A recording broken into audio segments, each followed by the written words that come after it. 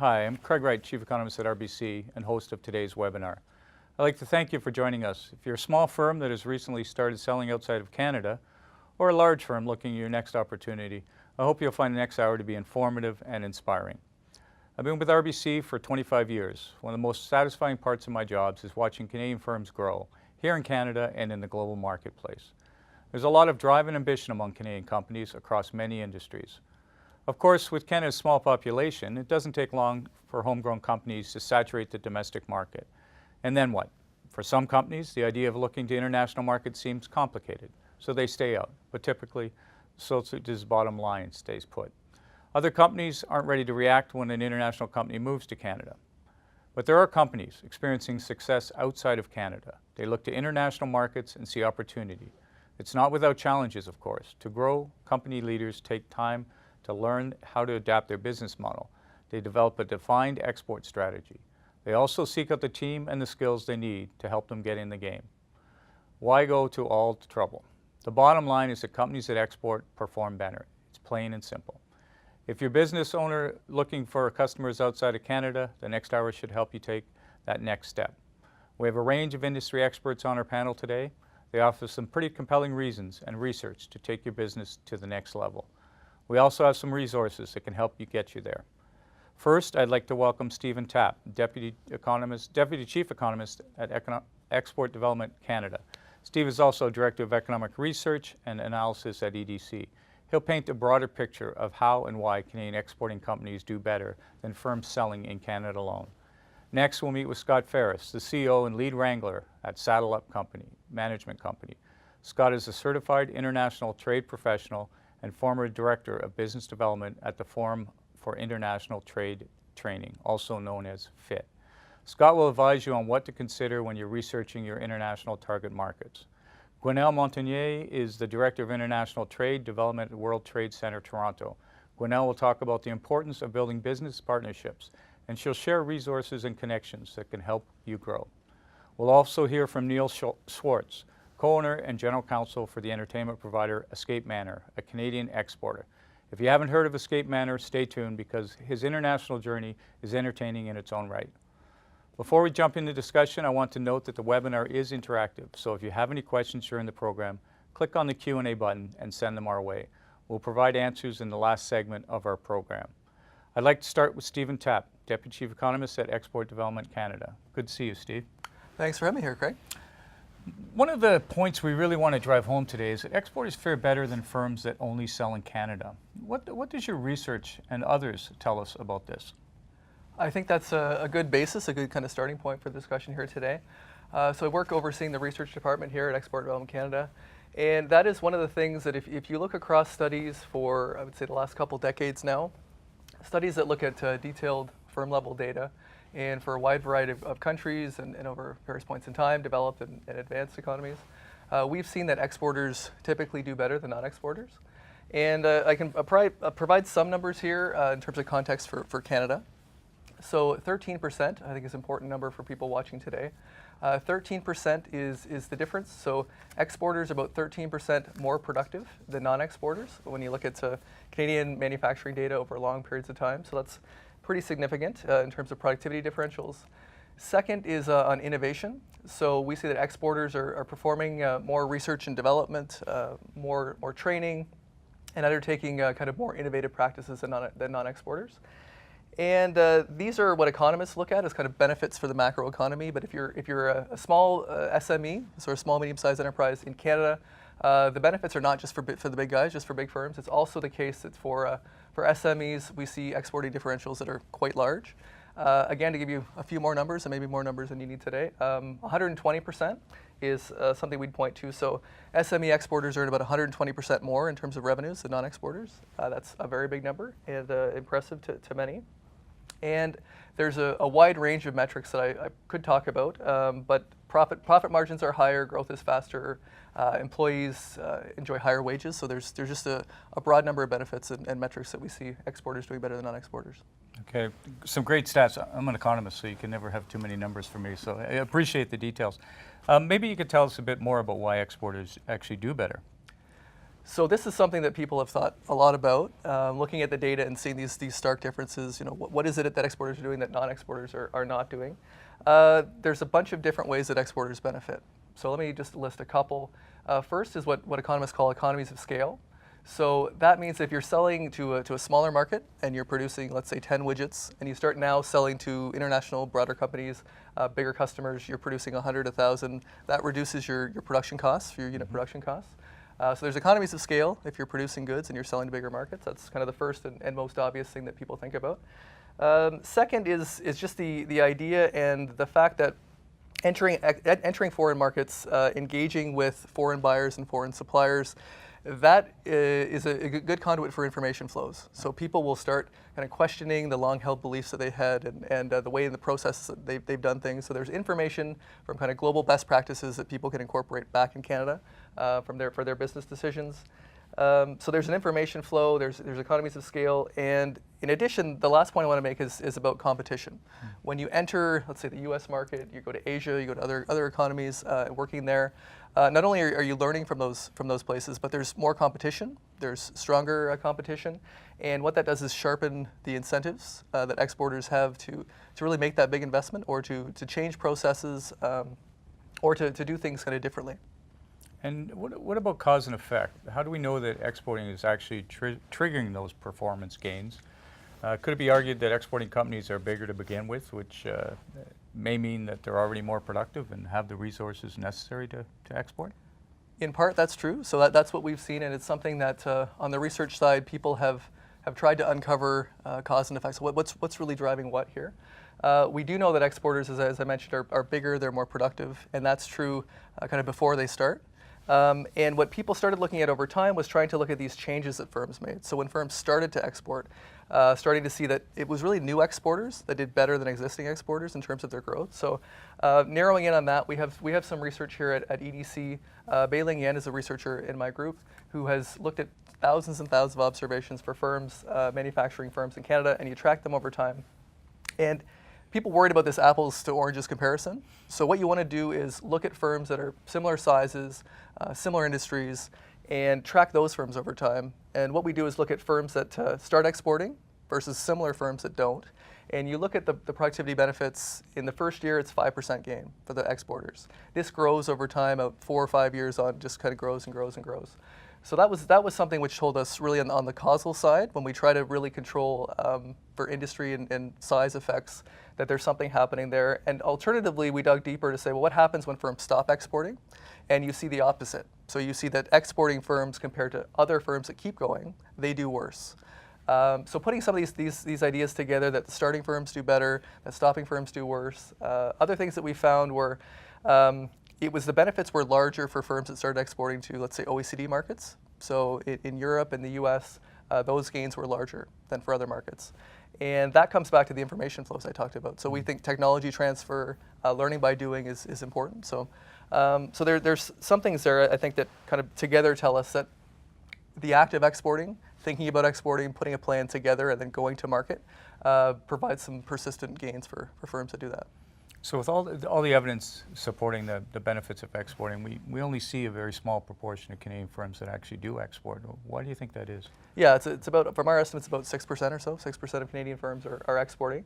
It could be argued that's a low number, and certainly EDC and other Canadian government, other people are making a push to increase the number of firms that export. But I mentioned some of the benefits. On the other side, certainly it's difficult to do business well domestically. It's difficult to do business well internationally. And so there can be additional challenges or costs associated with international business. To name a couple of those is just the direct trade barriers. So we're aware now of tariffs have been put in place between the US and China. So that's one example. If you're exporting a good to certain markets, you may be paying costs at the border. Logistics and shipping costs can be an issue. So there's sort of the direct tariff costs, border costs, and then there are also non-tariff barriers.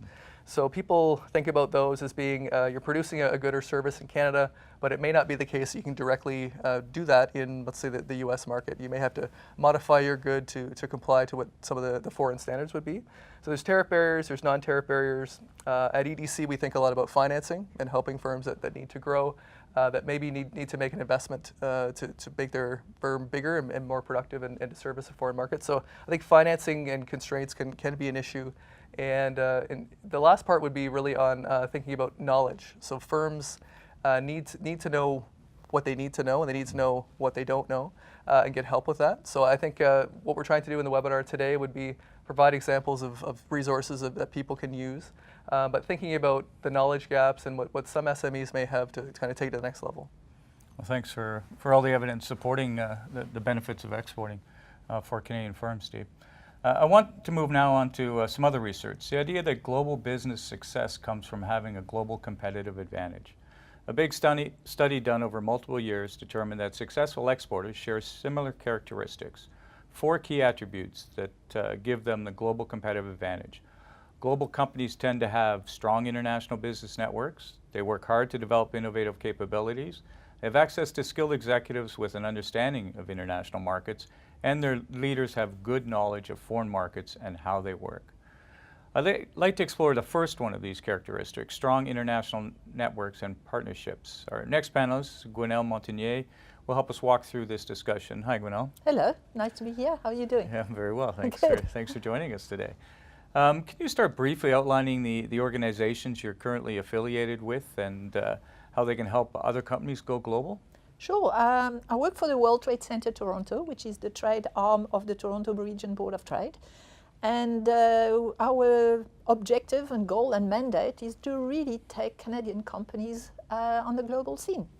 So we are certainly trying to move the barrier from that 6% that you mentioned, and we certainly would love to get it to the level of other OECD countries that are more somewhere around the 25% of the small and medium enterprises actually export. So we are lagging far behind in Canada, and at the World Trade Center in Toronto, and in collaboration with all our other World Trade Centers across Canada, we've put in place some programs to do just that. And one of our very successful programs is our Trade Accelerator program. We have trained so far close to 500 companies in Canada over the past 3 years. We launched the program has been so successful that we have now, partnered with, as I said, other partners in Vancouver, in Montreal, in Calgary, Winnipeg, all over the country to do just that. So what do? We help companies go over those barriers that they have here. So we just mentioned, now you mentioned a lack of network. That's something we do. We actually put them in contact and introduce them to all range of skills and private sector and public sector experts in international trade that will help them take them to that level and answer all these questions that sometimes can feel a bit scary because you don't know. And we just make sure that these people have got the right connection. So we address these networks. We also address international lack of skills that you mentioned. We certainly bring in a lot of that in-house because it's very hands-on program. We get people through team negotiation and work group discussions, and to the point that sometimes companies end up doing business with one another. So it's very interactive. And that program has now become the benchmark of international trade training in terms of practicality and hands-on activities for small and business companies. So by the time they finish the program, they have in their hands a vetted export plan and strategy that has been evaluated by all our partners, including RBC and EDC. We have these experts read their plan, comment in writing. The companies get it back. They get chances to adjust their plans. So it's becoming much more easy to work with. And then when they finish the program with that plan, which has been vetted, they meet face to face with every single one of our experts who brings them solutions that are tailor-made to their business so they understand what the next step. So that program has been so successful that 57% of the companies that come through the program end up exporting within a year of coming through the program. 70% of them end up creating new jobs, very well-paid jobs.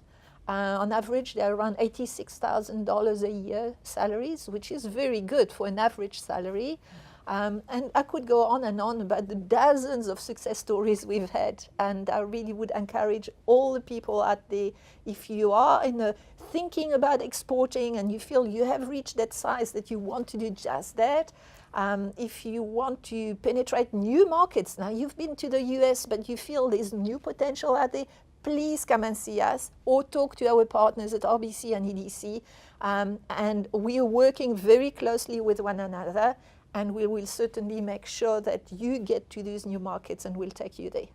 It sounds like a great initiative. I think one of the reasons companies often hold back on going international is partly to perceive risk, and it sounds like you're addressing some of them. But where else can you help in terms of risk reduction or mitigation?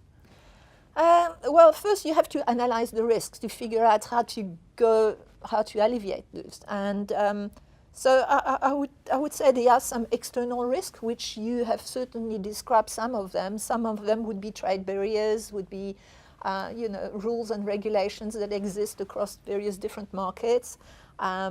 One of them that sometimes we tend not to mention is a very fragmented ecosystem, export ecosystem in Canada. There are tons of resources out there, actually probably more than in many other countries, but there's a lot of redundancy, a lot of miscommunications between sometimes federal resources and provincials and city resources, and it gets complicated for companies. So these are external, and we put through the Trade Accelerator program, we put everybody in the room. So companies who come actually have access to everybody at one go. So that alleviates that. Then in terms of the internal companies' barriers that we have, we see lack of resources, of skills, which are normal. Nobody can be an expert in everything. You can't be an expert in IP protection or contractual law and international tax or web design at the same time. It doesn't work. So we make sure that we get those expertise in the room so companies can interact. And all those, most of them come from the private sector. So we don't get generalists. We get really top experts in each area. And then finally, a big chunk of that is the sometimes cultural barriers that Canadians impose on themselves, which can be, companies can be a little bit risk adverse, thinking it's more comfortable at home, why should we go? I've got a nice cottage, I'm quite happy that way, why should I grow any bigger? A bit of complacency. It's been very easy for many, many years just to do trade with our neighbor in the south. There's a massive market out there beyond the United States, and it's really important to embrace it and to go out there. And so this, and maybe a bit of lack of, I wouldn't say assertiveness, and maybe selling aggressivity. Everybody in Canada is known. We are nice, polite, apologetic, sometimes Canadian. It's great, and Canada is very well perceived on the international scene. Strong ethics, strong quality of products, really good qualities, but sometimes a bit maybe not aggressive enough when it comes to getting through the back door of a company to get that order and have to fight with cultures that can be a bit more aggressive when they actually go out there and sell. Can I pick up on the one point that you made there? Sure. About kind of coordination across government? So there's EDC, there's BDC, there's trade commissioners. I've been in the trade zone for, I would say, 5 or 10 years now, and I think that's one of the things that people often encounter, these difficulties of who do I go to. Ailish Campbell's sort of our chief trade commissioner, and she likes to say that there's no wrong door. So if there's a firm that is looking to export, looking to go international, whether they're reaching that way through the Trade Commission or through EDC, no wrong door, and basically sharing, coordinating information, and kind of doing a better job to make sure that the client, the customer, is kind of getting what they need. Yeah, I agree. There are lots of resources out there that actually work together very well. So whether you reach the right, this one or the other, it's no problem. We're quite happy to work with everybody, and we will refer companies to whichever partner we feel is the best suited to help them. So it's shared challenges, but shared opportunities as well, right? So Correct, yes. In your experience, what are some of the challenges companies typically face when they first start going international? There are quite a few, but none of them are barriers that should stop them to go international. All of them have got one or many solutions.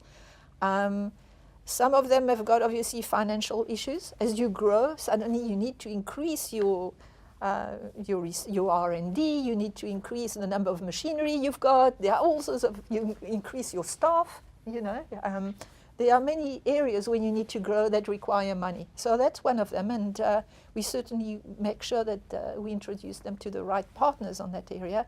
There are barriers, just things that you don't necessarily know, like how to structure your company to pay less tax.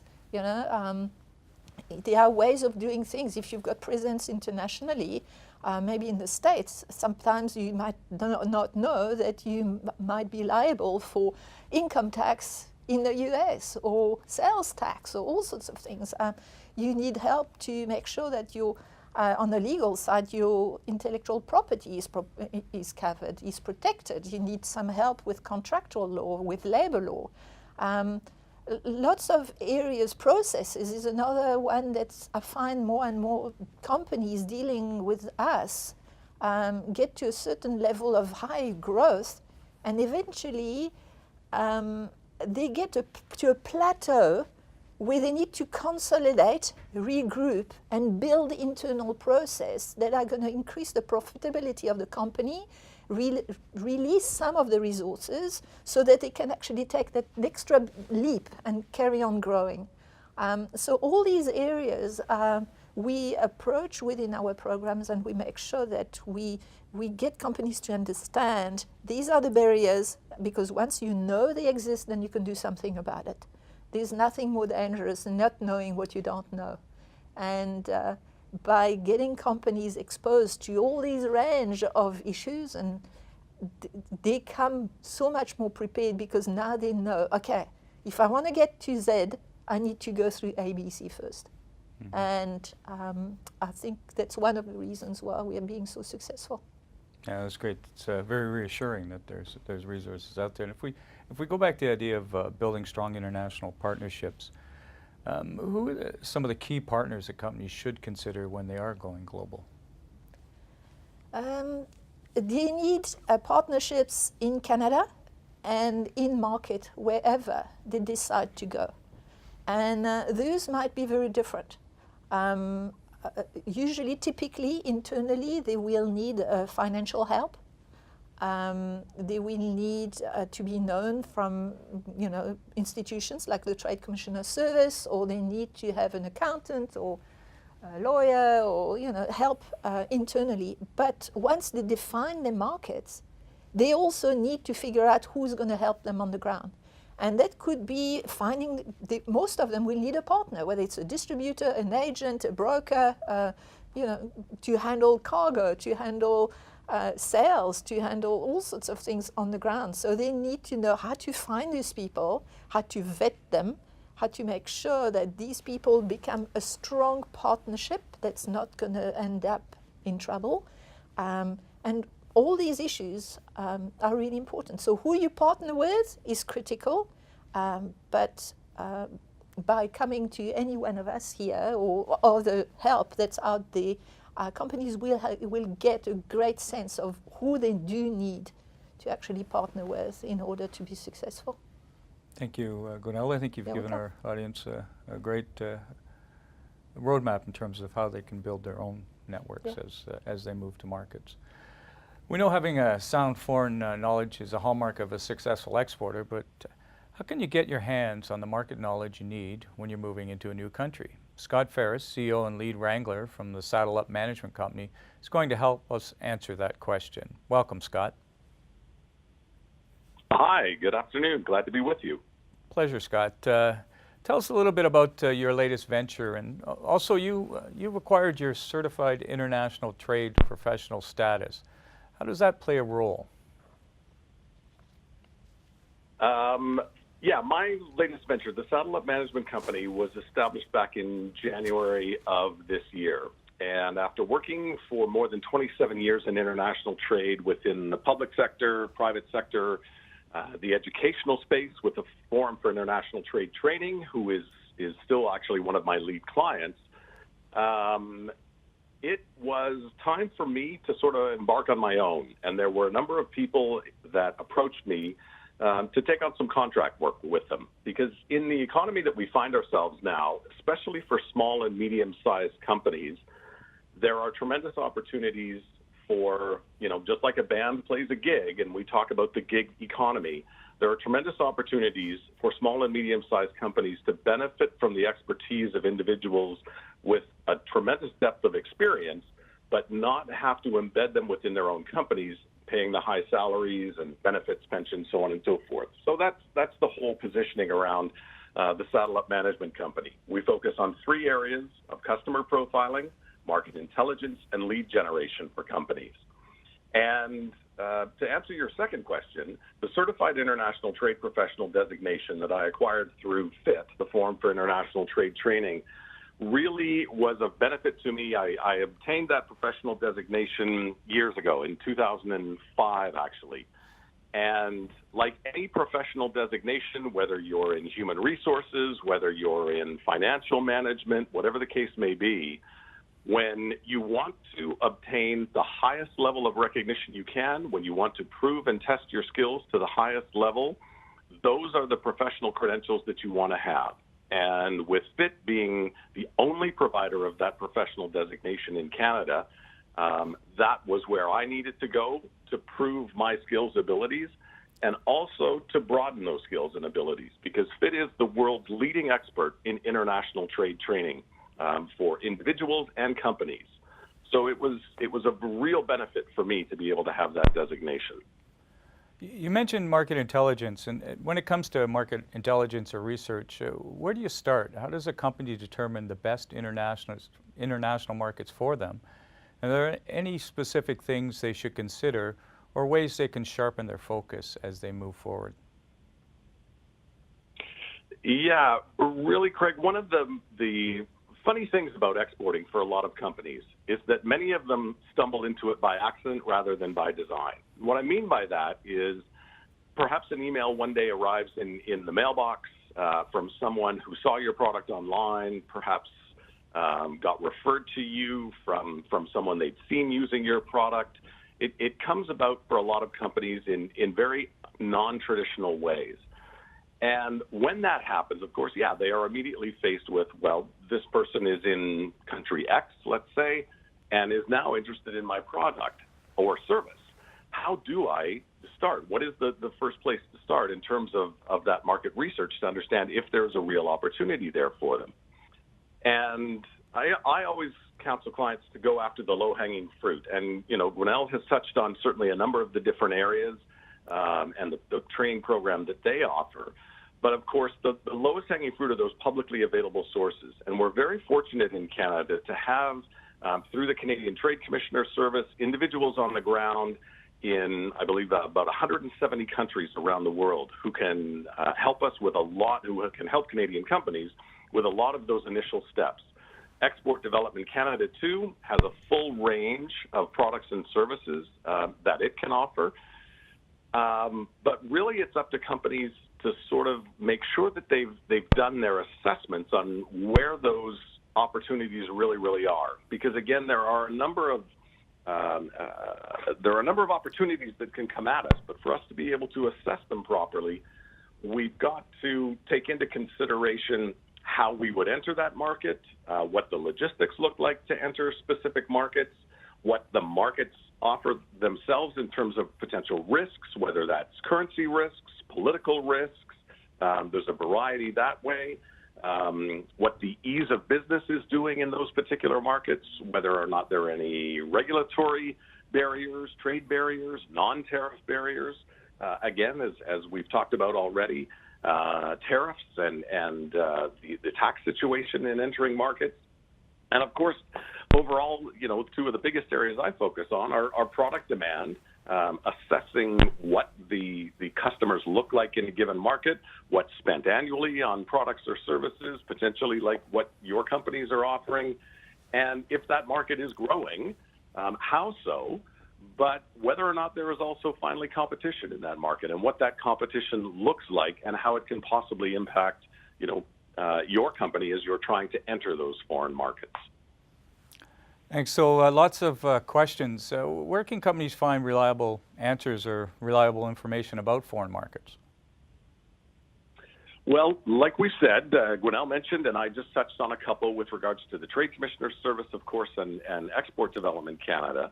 But some of the other key areas that Canadian companies can benefit from, I always tell companies, of course, depending on their size, to also look internally and look to friends and family. Do you know anybody that's in a particular market that you want to enter already? Have you got somebody in your company that may be from that market that can help you in that space? So I'd always recommend companies to start there as well. Again, Canadians are very fortunate because our business networks are very, very deep. And our industry sectors have created, in many cases, with many countries, associations, Canadian business associations, that equally can also help Canadian companies. If you are an entrepreneur and you want to enter the New England market, for instance, there is an organization called CENE, Canadian Entrepreneurs New England. If you want to enter Middle Eastern markets, you could touch on the Canada Arab Business Council, for example. So we as Canadians are very fortunate that way. Through training programs, again, I'll touch on what FIT offers, through its workshops, through its full courses. There are tremendous sources of information that can help walk you through the market research process. Of course, any company operating provincially can take advantage of trade missions that happen to a number of different jurisdictions. Again, there are also federal trade missions that happen around the world. So there's a real depth of sources for information for companies to get. But Gwinnell, I'd throw it back to you as well, because you also mentioned some information sources for research. Yeah, certainly. We can, I can think of many. Some areas that could be of great help is the trade offices of foreign embassies, for example. So let's say you're interested in going to Colombia or Mexico, you can go to Pro-Colombia or to Pro-Mexico. These are trade offices that are usually in Toronto, but it can be in Ottawa as well. And if you go to them, they have, because they come from those countries, it's their mission to promote companies in their respective countries. So they would have very extensive lists of local association. I mean, I'm inventing here, but it could have like the Association of Engineers of the Mining Industry in Chile, for example. So you can have access to a local organization of very niched products that will give you that information. The universities and libraries, they all have subscriptions to very expensive publications like Euromonitor. And through these libraries, you can get access to all that information without having to pay for it. So I really encourage companies to contact the local libraries and universities, because you'll get a lot of information. Scott mentioned the Trade Commissioner's Service. They might not have on the shelf, reports and market research about that country, but because it would obviously be far too expensive for each trade office to develop all sorts of thousands of market reports. But they will know who to refer you in the country. So sometimes it's just trying to find out the right person to get you to the right information. And we mustn't forget the trade shows. These are the best areas to find information about your competitors. very often they will have a booth there. So you don't have to tell them who you are, just go to the booth and start to get some information out of them. That's how you get information. Ask them, you know, who are you selling to? Who are your best clients? And you'll be amazed how much information you get out of there. Then you go and see their clients and you ask them frankly, okay, you're buying from that company, what did you find? So on the ground experience is very important to get access to all that information. All right, so lots of information out there. Scott, you had mentioned FIT. So where exactly does an organization like FIT fit in, if you will? Yeah, Craig, I think one of the most important things that small and medium-sized companies have to focus on, and quite honestly, companies of any size have to really focus on, is their core competencies. You went into business for a reason. You make a product for a reason. You provide a service for a very specific reason. And in my experience, the owners of those companies and the individuals working in those companies are passionate about what they're doing. And they're very, very good at making that product or delivering that service.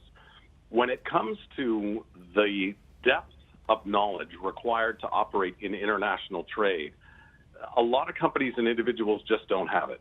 And that is exactly where FIT can fit in. It's been said, Gwenelle mentioned it, we need to get away from that, being afraid that we don't know what we don't know. And what FIT does it's got a series of 6 full in-depth courses that are then broken down into 17 further workshops on very specific trade topics, can take that fear away from individuals working in those companies that want to expand into export markets and help you understand global value chains, logistics systems, the potential tariff barriers, the advantages of trade trade agreements, market entry strategies, pricing strategies, for instance. That information becomes very powerful. But again, individuals, in the SME space particularly, wanting to export and to be those successful exporters, as we've seen, they need to focus on being good at what their core competencies are, have a broad depth of understanding, but really it's when they can take advantage of whether it's programs like what the Toronto Board of Trade offers, or whether it's what individuals in companies like the Saddle Up Management offers, to be able to empower those companies by focusing on their core competencies and put that research piece, that customer profiling piece, that lead generation piece into the hands of professionals really empowers them to focus on their growth. They get to know, for instance, about the various risks that there are. And we touched on one, for instance, on currency risk. Taking a FIT workshop will teach you about something called currency hedging, for instance, and will give you insights into what that opportunity is, how it helps mitigate currency risks. But you don't need to be an expert in it. You just need to know that it exists and that it's a facet of international trade. It's an area that you're going to run into. And by being empowered with that knowledge, you're much more able to understand it, to recognize it, to be able to improvise, adapt, and overcome it when you face it in the world of international trade. So that's how FIT fits in, having the knowledge, the skills, and the expertise to be able to recognize the various facets of international trade, understand the risks that are coming at you, but more importantly, develop the mitigation strategies that will help you get through it. Practicing in international trade is just that. It's a practice, and we need to do it on a daily basis. Just like building up any muscle skill, you can build up trade competencies. The way you do that is through education, and that's the prime role that FIT plays. And then, like I say, as the world's leading provider of that international trade curriculum, there's no better place to go. Perfect. Thank you for that, Scott. And please stay on the line. I'm sure our audience members will have some questions for you as we move to the Q&A session at the end of the session today. Our final panelist today is Neil Schwartz, co-owner and lead counsel for Escape Manor. Escape Manor provides incredible entertainment experience at venues throughout Canada. They've recently opened a location in Brisbane, Australia. Welcome, Neil. Thanks for joining us today. Hi, Craig. Happy to be here. So for those audience members who haven't yet escaped, if you will, to one of your manors, can you tell us a bit about the concept? Yeah, happy to. Escape Manor is essentially a social experience company. We offer a variety of products and services designed to bring people together and share an experience. Our core competency, as Scott would have mentioned, the thing that we've really focused on over the years and gotten really good at is the escape room entertainment genre, which to some of you may be new. Essentially, we take groups of guests and we put them in a scenario. It could be a scene such as an abandoned hospital room. It could be a scene such as a prison cell. We basically immerse them into our creativity, and we give them a reason why they need to escape that space within a certain amount of time, or something ominous is going to happen, and we start the clock and we let them work through a series of puzzles and challenges in order to essentially save themselves. So it's a lot of fun. It's a fun team building scenario. It's great for social outings, and it's just a different style of entertainment. It's intended to get people off their phones, and I know this is a webinar, so hopefully everybody's still on their screens. But when they come to Escape Manor, we're trying to get those phones into pockets and get people interacting and having a good time with each other. We also offer services such as axe throwing, and we've run citywide scavenger hunts, all different styles of entertainment to bring people together and have a good time in a different way. So it sounds like we have the location lined up for our next webinar. Thank you. Yeah. Thank you for that. Happy to lock up economists anytime. Yeah, you're in good company, I'm sure. There's lots who want that. So how and when did you start exporting? I think we were probably one of those accidental exporters. The phone rang one day, and we got a call from a gentleman from Saskatchewan, and so we weren't exporting, internationally just yet, but we were definitely leaving the Ottawa area. And this gentleman had visited us as a guest. He had family in Ottawa, and he'd come through our doors, and he was completely blown away by the style of entertainment we provided. And he said, "There's just nothing like this in my hometown. I'd love to work with you to bring your style of entertainment to Regina," as it was. And again, Regina, I can't say was a target market of ours at the get-go. We were just getting going. But we thought, hey, we've got what seems to be a really quality partner, and that turned out to be key. He's interested in taking the leap. Maybe we'll take the leap as well. As a company, maybe we weren't quite ready, but I'm not sure if you're ever quite ready to take the leap. And in any event, we got together, we partnered up, and we brought the Escape Manor concept to Regina first. And then a similar sort of set of circumstances occurred where we had some partners in Brisbane approach us and say, "We know that there's escape entertainment in Australia already, but nobody really seems to be doing it the way you are. No one's bringing that high level of hospitality and high level of service coupled with that. We think we could win in Brisbane. Do you want to join up and see if we can do it?" And so again, Brisbane, a bit of a random, spin the globe. Where are we going next? But we thought, you know what, we've got a quality person. Let's give it a go, and we got organized and we took the leap. So it's accidental exporter. I've heard that Right. term twice today now. So sometimes luck plays a role. That's also the case too, just in terms of the research side, that we saw when you look at companies that actually go beyond borders. So sometimes it's interprovincial borders, sometimes it's national borders. Like we see the same thing. So it's really a growth mindset. Right. Kind of, are you Ottawa local, or do you have a company or service that can compete internationally? Like when people start to make those moves, they start to do better. Yeah, I think we saw a gap. The immersive entertainment industry is very fragmented. It's somewhat new and kind of gaining in popularity. And the operators, they range from sort of well-backed, well-financed players to mom and pop shops that really are making it up as they go. And nobody seemed to be tying in immersive entertainment with hospitality, with food and beverage service, and really sort of elevated surroundings. And we looked around and we thought, I think we can hit the gap. So I work with 3 other business partners that are unapologetically ambitious, and we all thought, now's the time. Let's try to catch the wave. And you talked about Canadians having a profile of not being risk takers necessarily, and maybe sitting back. And we thought, forget that. Let's see what we can do and have some fun. So that was our growth mindset going forward. So it's the opportunity presents itself. If you don't have the growth mindset, you may not capitalize on it. I think so. At one point, we were getting 1 or 2 phone calls a week from people interested in either Ontario or abroad about working with us, either as a corporately owned location, but they'd operate as management or franchising or licensing. And so we were really trying to navigate, what are we going to do here? We can't grow in every direction all at the same time. We'll have no chance. So we ended up really focusing on the people. We found some partners that we knew we could trust. We knew that they were going to instill the culture that we developed locally and carry that forward. And that really guided us in those early days when we were trying to decide what came next. So if we just go back to your experience in Australia, what were some of the challenges in selling the concept in Australia? Yeah, Australia was definitely a challenge. I think the concept of immersive entertainment had landed in Australia by the time we got there. We weren't first to market like we were in Ottawa. But I think the challenges that we've heard about from all the panelists today were definitely present when we went. Certainly, financing. So we needed to raise money in order to build the facility because we're a brick and mortar business. So working with RBC and EDC to put together a package. I think that's really when we kind of realized that we were exporting services and characterize it as a brand of Canadian entertainment and hospitality. I think up until that point we didn't even really appreciate that we could be considered exporting, and then our mindset turned as soon as that all happened. So getting financing in place was key.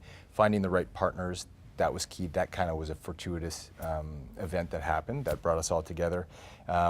Finding the right location. Again, we're in a services business that relies heavily on tourism and leisure groups and being in the corporate world, so we had to find the right space.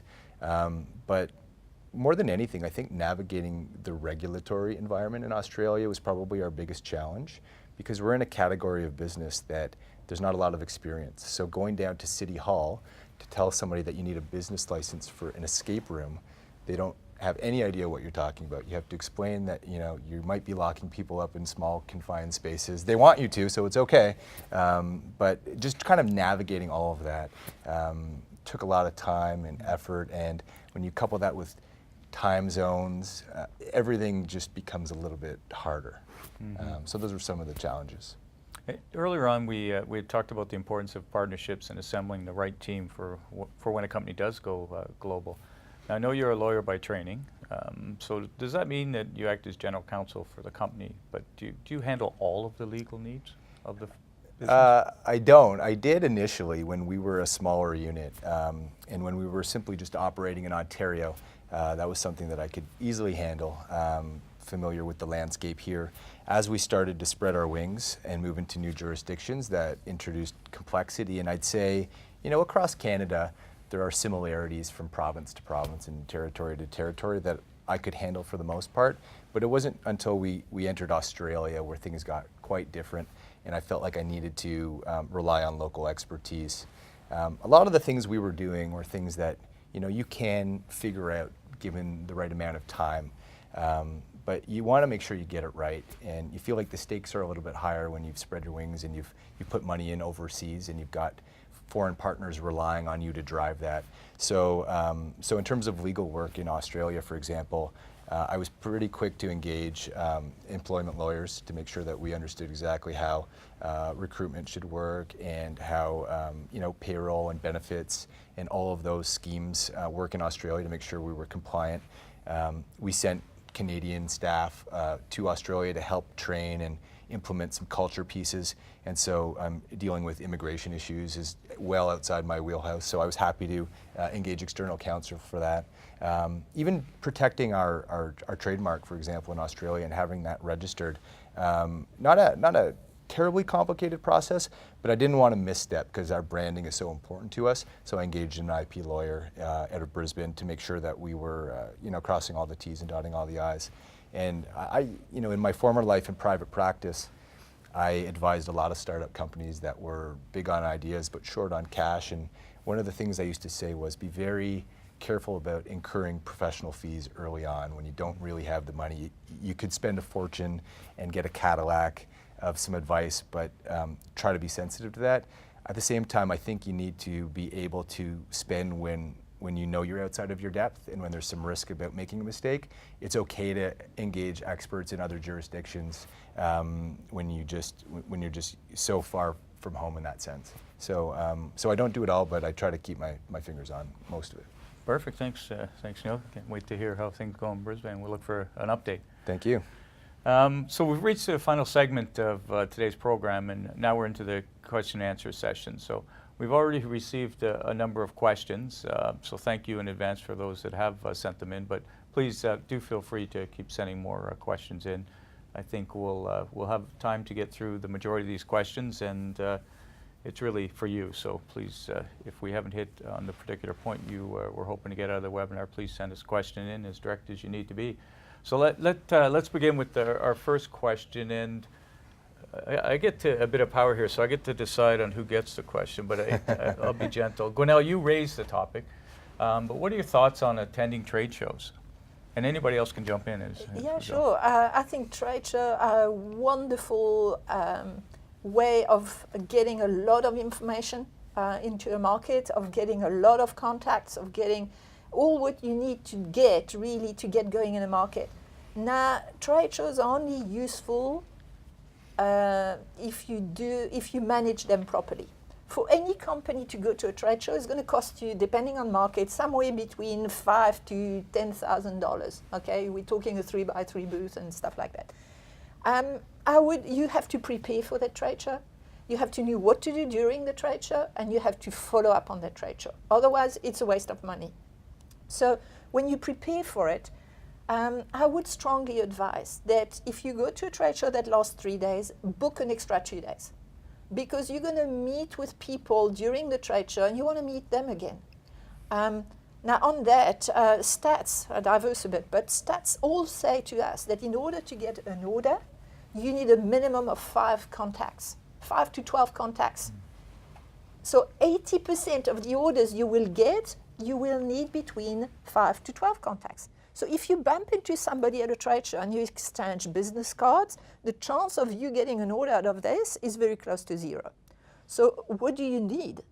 When you get that business cards and you feel like, okay, I've got that person, I have a conversation, and by the way, I do write the conversation on the spreadsheets or something, so you remember what you discussed.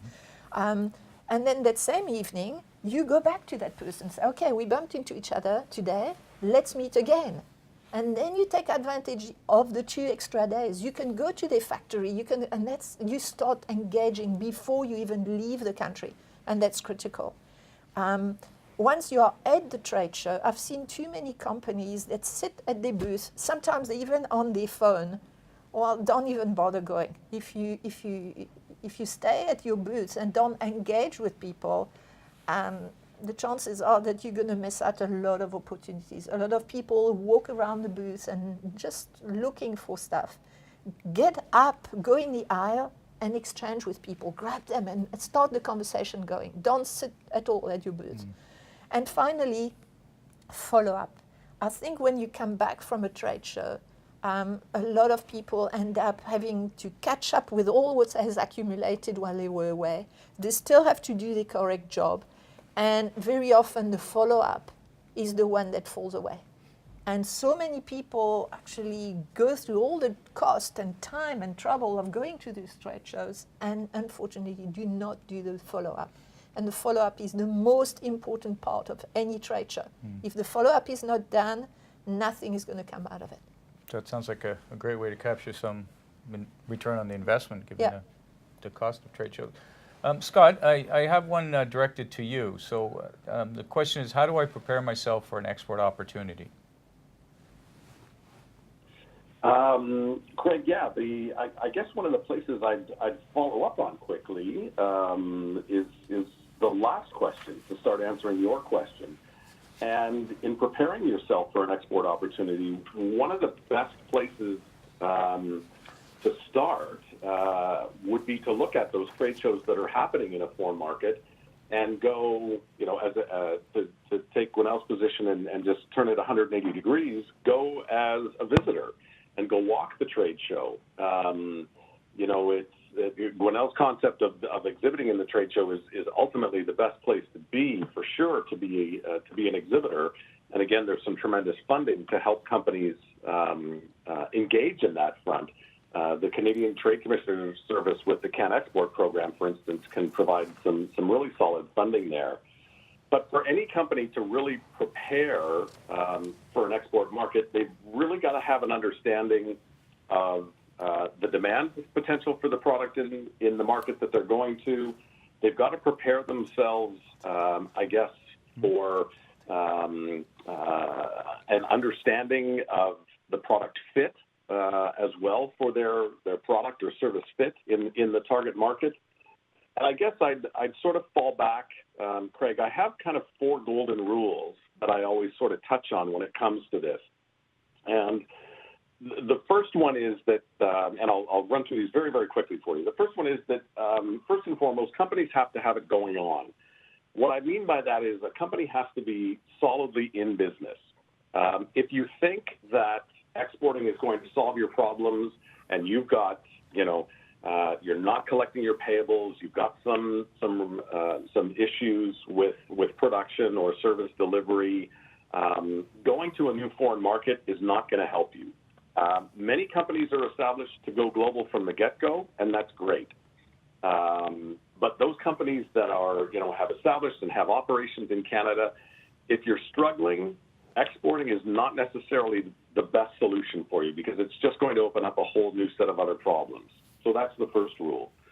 The second rule I would have is excess capacity. I've seen over and over and over again companies trying to go into exporting or who eventually do go on a trade mission, go to a trade show, only to realize that when they do find new orders, they don't have the capacity to deliver. And again, that applies both on the product and service side. So if you can't make more or if you can't deliver more service, you can't possibly meet new orders. And you'd be surprised at the number of companies that fall into that situation. They don't have the production capacity. They don't have, the contracts with suppliers to be able to provide them with raw materials. They don't have the human resources in-house or access to them fast enough to be able to deliver on a service offering, and so they too run into problems. The other thing is you have to be committed to this because like we've talked about, there's a lot of risks. There's a lot of ways you can mitigate those risks, but there's a tremendous amount of knowledge and understanding you have to make this happen. It doesn't happen overnight. Now, we all know that. I mean, business owners know that. It took them a while to get established. It took them a while to get going. But there will be challenges and frustrations on the international stage that really require companies to be committed to what they're doing and be prepared that this is a long-term game. The final thing I would say as well is that a lot of companies have to be prepared to build relationships.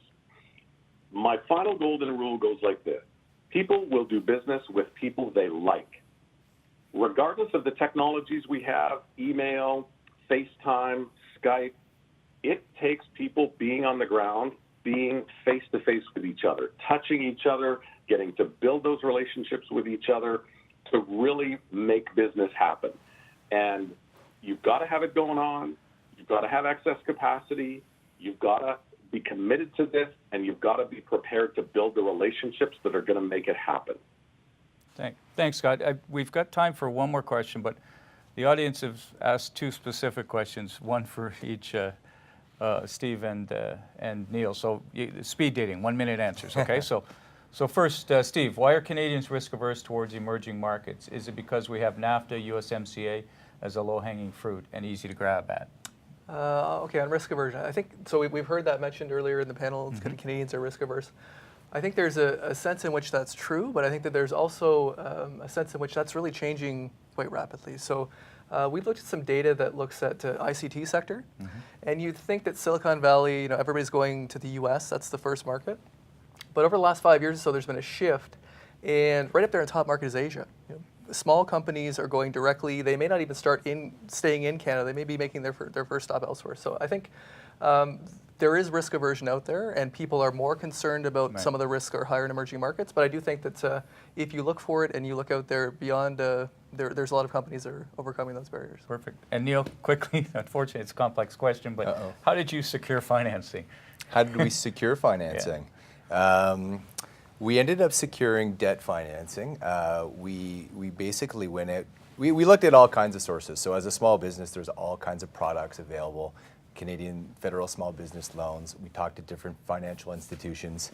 And as you could imagine, the nature of our business and being a relatively young company, it's going to be a series of conversations to get lenders comfortable. We looked at equity financing as well, but we thought we weren't quite ready for that and didn't need to go there. But ultimately, we ended up having a very good conversation with RBC, and EDC was brought in very quickly because we were looking at specific opportunities outside of Canada at the time. It just made sense that their export guarantee program and what we were trying to do kind of meshed in terms of mandate. So I think we did it the old-fashioned way. We had a lot of conversations. We did a lot of projections. We tried to get a lot of people comfortable with who we were as business operators, but also what our model was. And at the end of the day, it paid off, and it gave us the line we needed to grow the business. Perfect, thank you, and thank you to my RBC colleague who probably sent that question in. Well, that's all we have time for today. I'd like to thank panelists for sharing their expertise and perspectives with us, and a warm thanks to our audience members for taking the time to listen in to us today. I hope the webinar provided you with practical information on how exporting can help you grow your company. We'll be sending you a summary of today's program, including useful contacts and links to resources you might find helpful. Until next time, thank you.